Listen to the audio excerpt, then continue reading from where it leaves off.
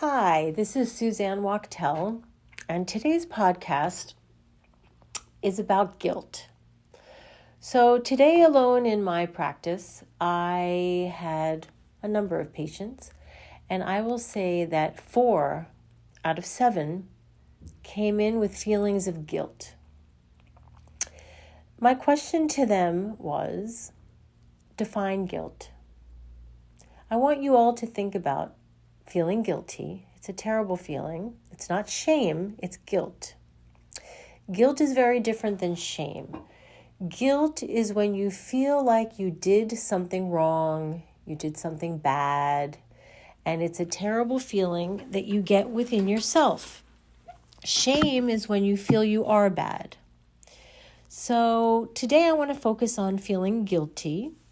And I always use that famous line, unpack your bag and get off the guilt trip.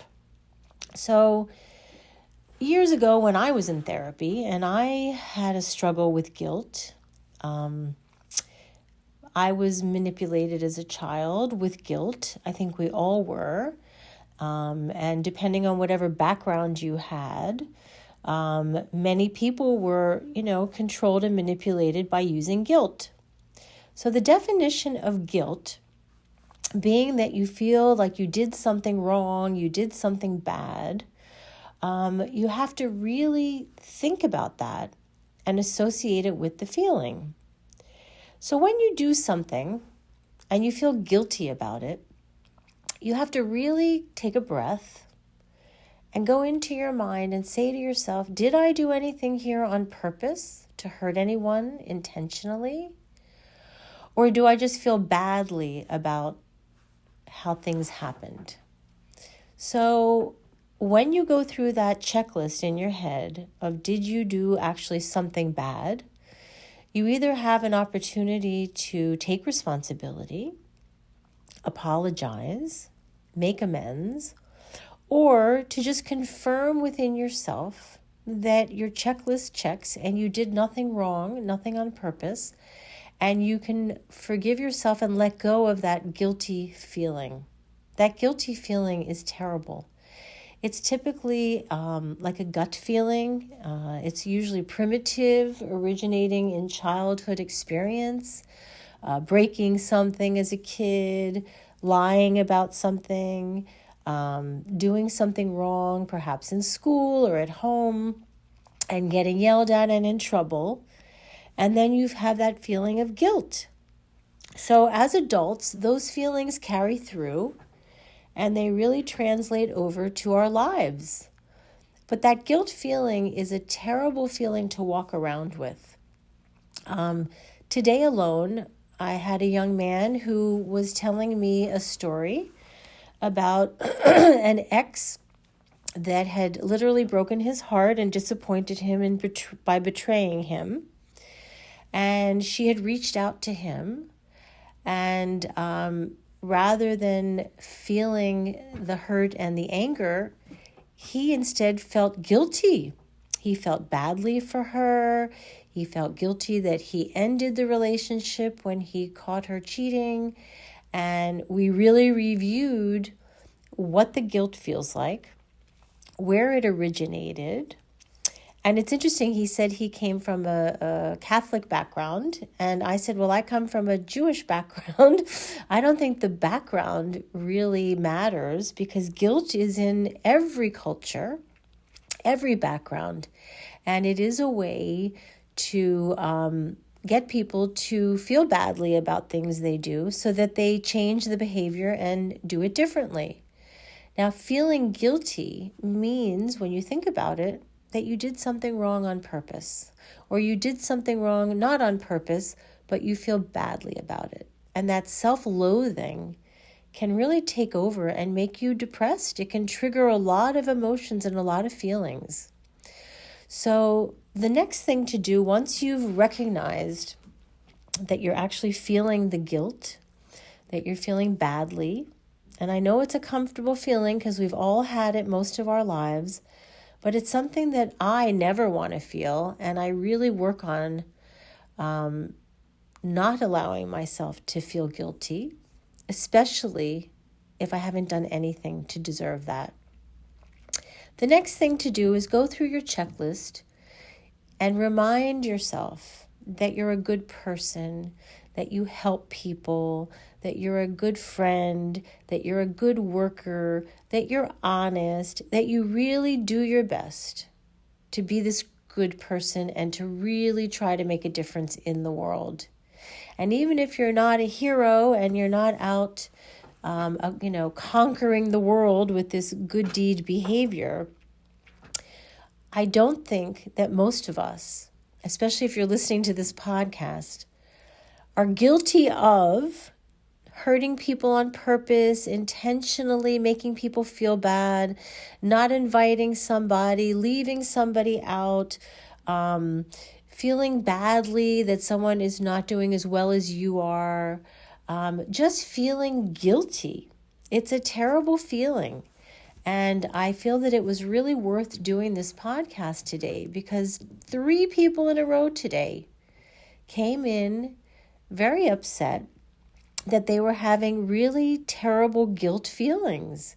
One was about an ex, one was about a child, and the other was about just not living up to her own expectations with her diet. Now, we are doing the best we can, and if we're going to allow ourselves to feel badly, it's not helpful. It's not anything that goes with positive thinking, with really feeling good about yourself, about attracting positive energy. It's literally taking this high frequency of energy that we're all attempting and working so hard to get to. Think of a fish tank. The upper level of water would be the high frequency. In the middle is like a mixed bag of negative and positive. And on the bottom of the tank would be a bottom feeder. All the negative, the dirt settles down there, the anger settles down there, the pain, the cruelty, meanness, verbal abuse, physical abuse, all settles to the bottom. And I call that energy bottom feeding. So when you're attempting to rise to the surface and create a positive energy to live in, to project to others, to attract into your life, guilt is not one of the feelings that is helpful. Guilt is a bottom feeder, and it can take somebody's energy that's a high frequency, and when that guilt trigger is triggered, for whatever reason, someone gives you the finger driving, or you're misunderstood and somebody blames you for something, or you're accused of something, or you're guilty of something. The bottom line is you just don't want to allow yourself to sink down to the bottom with the guilty bottom feeding energy feeling. It's not helpful. It just will trigger self-loathing, picking on yourself, really not healthy in any way. So my advice would be that when you're noticing, and I would say that when I get triggered with guilt, I feel it in my stomach and I'm like, ooh. And then what happens is I take a few breaths, I sit quietly, and I really try to process. Okay, I'm feeling this feeling. It's a triggered reaction. It does not feel good. What did I do to feel badly? Well, maybe I made a mistake. Maybe I did something not on purpose, but that hurt someone's feelings perhaps. So once I come to terms with what I did that gave me the guilt feeling, I try immediately to remedy it by either apologizing, self-soothing, perhaps trying to make whatever I did, perhaps by accident, correct it. And then I go through my list. I'm a good mom, I'm a great therapist, I'm a good wife, I'm a good nana, I'm a good friend, I'm loyal, I'm kind, I'm generous. I'm doing the best I can in a very challenging world to make a difference and to show up as the person that I'm proud of and that I would like other people to be. So when that guilt kicks in, and it will for anyone, because we've all had life experience where we've done something wrong, gotten in trouble, and made to feel bad, and it does trigger that feeling of guilty. So, as I suggested, when you feel the feeling of guilt, sit down and really would take a few minutes, take some breaths, really get into what happened that triggered it. Try to breathe it away. Let it float away up to the surface again, clearing the energy, leaving the water and going into the atmosphere.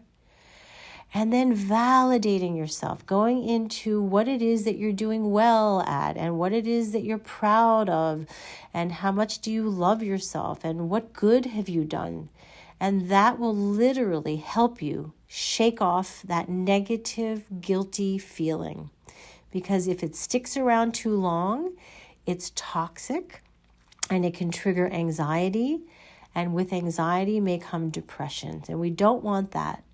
We want to be in charge of our emotions as much as possible. We want to have a handle on them. And this is one of the tools to really help you when that guilt comes lurking around and triggers you. So on that note, I hope you have a guilt-free, beautiful, positive day. And that's it. Namaste. Bye.